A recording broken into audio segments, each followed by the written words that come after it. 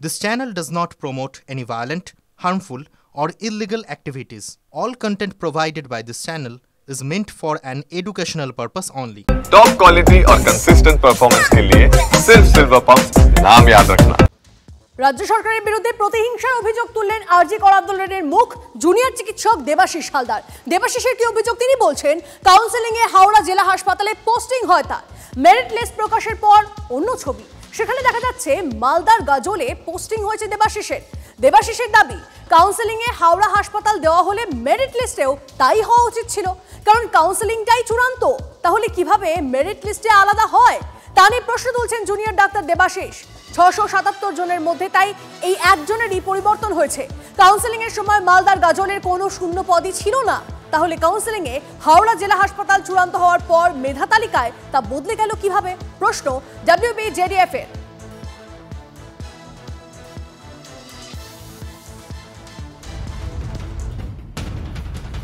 Counselling হয়েছিল, merit লিস্টে আমার নাম 24 নম্বরে ছিল। আমার প্রাপ্ত নাম্বার অনুযায়ী ভ্যাকেন্সি লিস্ট অনুযায়ী আমি হাওড়া ডিস্ট্রিক্ট হসপিটাল চুজ করেছিলাম এবং আমাকে ডকুমেন্ট দেওয়া হয়েছিল সেখানে। এতদিন তো এসআর কাউন্সেলিং জয়েনিং নিয়ে একটা সমস্যা চলছিল, দেরি হচ্ছিল।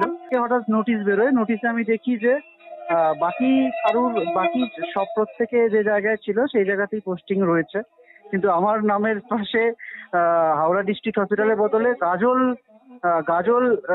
SGH সম্ভবত জানি না, রুরাল হসপিটাল বা সাব ডিভিশনাল হসপিটাল তার নাম রয়েছে। কিন্তু মানে আশ্চর্যের কথা হচ্ছে যে আমাদের যে ভ্যাকেন্সি লিস্ট দেওয়া হয়েছিল সেই লিস্টে এখানে কোনো ভ্যাকেন্সি ছিল না। পরে খবর আসি, স্বয়ং মুখ্যমন্ত্রী সতর্ক করেছিলেন পুলিশ প্রশাসনকে। সেই সতর্কবাণীর পরই ধরপাকড় শুরু। বাঁকুড়া শহরে জনমত সমীক্ষার আড়ালে ভোটারদের তথ্য সংগ্রহ, গ্রেপ্তার 2 মহিলা সহ 5 জন। ভুয়ো পরিচয় দিয়ে প্রতারণা সহ একাধিক ধারায় মামলা রুজু পুলিশের। শুনছি অনেক বাইরের লোক, কেউ আসাম থেকে, কেউ ইধার থেকে, কেউ উধার থেকে, বিভিন্ন লোক বিভিন্ন এলাকায় ঢুকছে। আমি পুলিশকে বলবো, বি অ্যালার্ট।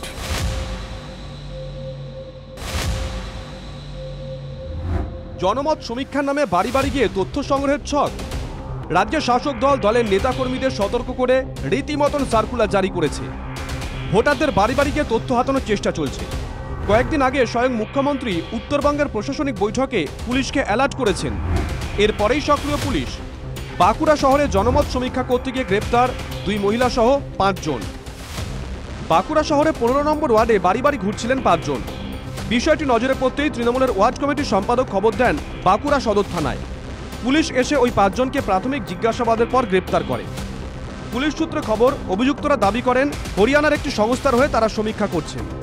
পুলিশের দাবি, জনমত সমীক্ষার নামে ভোটার কার্ড, আধার কার্ডের ফটোকপি নিচ্ছিলেন অভিযুক্তরা। ব্যাংক অ্যাকাউন্ট খুলে দেওয়ার নাম করে তথ্য সংগ্রহ করছিলেন। আমাদের এলাকায় এসে সার্ভে করছিল, নানা রকম ভোটার কার্ড, আধার কার্ড তথ্য চাইছে। আমাদের দিয়ে যখন জিজ্ঞাসাবাদ করি, আমাদের এলাকা থেকে খবর দিই আপনাদের কাছে কোনো পারমিশন আছে, লোকাল আমাদের প্রশাসনকে জানিয়েছেন, মানে কাউন্সিলর বা চেয়ারম্যান বা থানাতে কোনো পারমিশন আছে, তার কোনো রকম পারমিশন কপি দেখাতে পারে। ধৃতদের মধ্যে একজনের বাড়ি পূর্ব বর্ধমানের শক্তিগড়ে, বাকিদের বাড়ি বাঁকুড়া জেলাতেই। একটা ওপিনিয়ন পোল করার জন্য কাজ করছিলাম, ঠিক আছে? হ্যাঁ, তো কাজ এখনো স্টার্ট হয়নি। ওনার সাথে পারমিশন নেওয়ার জন্য গেছিলাম। 15 নম্বর ওয়ার্ডে যিনি আছেন বাপি চক্রবর্তী নাকি, ওনার সাথে কথা বলতে গেছিলাম। আমাদের এটা একটা ডিফেন্স হচ্ছে একটা কোম্পানি, ঠিক আছে, রিসার্চ অর্গানাইজেশন। আমাদের বাড়ি হচ্ছে সোনামুখী। তাহলে পুলিশ কেন অ্যারেস্ট করলো আপনাদের, সেটা আমরা এখন বলতে পারছি।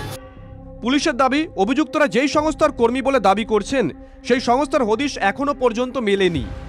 অভিযুক্তদের আরও জেরা করার জন্য নিজেদের হেফাজতে চায় পুলিশ। বাঁকুড়া জেলা আদালত ধৃতদের 2 দিনের পুলিশি হেফাজতে রাখার নির্দেশ দিয়েছে। বাঁকুড়া থেকে হীরক মুখোপাধ্যায়ের রিপোর্ট, TV9 বাংলা। পরে খবর আসি, ধর্মতলা বাসস্ট্যান্ড থেকে বিপুল কার্তুজ সহ রবিবার সন্ধ্যায় ধরা পড়েছিল এক যুবক। গ্রেপ্তার হওয়া রামকৃষ্ণ মাঝি, বিজেপি নেতা, কেতুগ্রামে বিজেপির প্রাক্তন কার্যকরী বুথ সভাপতি। ফাঁসানোর অভিযোগ পরিবারের। আর এই গ্রেপ্তারি ঘিরে এলাকায় শাসক বিরোধী চাপানোতর তুঙ্গে।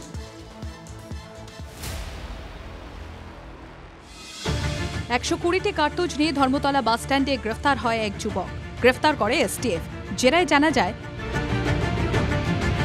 ধৃতের নাম রামকৃষ্ণ মাঝি। রামকৃষ্ণ বর্ধমানের কেতুগ্রামের বাসিন্দা। তিনি বিজেপির প্রাক্তন কার্যকরী বুথ সভাপতি। সূত্রে খবর, পুলিশের চোখে ধুলো দিতে একাধিকবার বাস বদল করেন ধৃত রামকৃষ্ণ মাঝি। কোথা থেকে গুলি আনা হচ্ছিল, পুলিশকে বিভ্রান্তিকর বয়ান দিচ্ছেন রামকৃষ্ণ।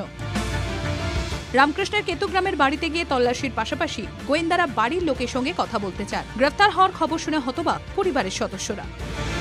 তো হয়তো বললাম টাকার লোভ দেখিয়ে দিয়ে করে ফেলেছে এই কাজ। আর এমনি তো ও কখনই আমি দেখিনি এইসব কাজে জড়িত। আগে আমি তো আমার কাছেই ছিল, আমি মানুষ করেছি, তা আগে এইসব ঘটনা আমি জানি না, আসতো না, কিছুই না। প্রতিবেশীদের অভিযোগ বিভিন্ন সময় অস্ত্র নিয়ে হুমকি দিতেন রামকৃষ্ণ। এই ধরনের কাজ করে বলে মনে হবে বই কি? কেন মনে হবে? ও তো হুট করতেই তো হুমকি দেওয়া, কিছু হলে না হলে হয়তো হুমকি দিত। অস্ত্রের পাশাপাশি মাদক পাচারের অভিযোগ এলাকার তৃণমূল নেতৃত্বের। আমাদের এখানে একটা ঘটনা ঘটেছে, যেটা রামকৃষ্ণ মাঝি কলকাতাতে বিপুল পরিমাণ অস্ত্র নিয়ে ধরা পড়ে এবং ওখানে ওর কাজই হলো অস্ত্র পাচার করা। ও আছে এখানকার বিজেপির যুব মোর্চার কার্যকরী সভাপতি। এখানে যে আমি বিজেপি নই এটা বলার কোনো অবকাশ ওর নাই। এইবার ওর কাজই হলো যে অস্ত্র নিয়ে এলাকাকে অশান্ত করা। ওই সঙ্গে ওর একটা ছোট গাড়ি আছে, গাড়িতে করে কিছু গাঁজা সাপ্লাইও করে। আমি তো এখানকার বিজেপি সভাপতি আছি, আমার দলের কোনো পদে উনি নেই। ও কি পদে আছে? ও কোনো পদেই নেই। তৃণমূল বলছে ও বিজেপির যুব মোর্চার কার্যকরী সভাপতি। হ্যাঁ, তৃণমূল তো অনেক কিছুই বলবে। তৃণমূলের কথাই যদি ধরে বসে থাকেন তাহলে তো অনেক কিছু। পেশায় গাড়ির চালক রামকৃষ্ণ মাঝি ঋণের জালে জড়িয়েছিলেন। সেই টাকা জোগাড় করতে গিয়েই কি অস্ত্রের কারবারে জড়িয়ে পড়েন? গ্রেফতারের পরে রামকৃষ্ণের বডি ল্যাঙ্গুয়েজ দেখে তদন্তকারীদের অনুমান আগেও একই কাজ করে থাকতে পারেন তিনি। রামকৃষ্ণ সম্পর্কে তথ্য সংগ্রহ করার কাজ শুরু করেছে কলকাতা পুলিশের special task force. Ramakrishna 4 June পর্যন্ত এসটিএফ হেফাজত। Bureau report, TV9 Bangla.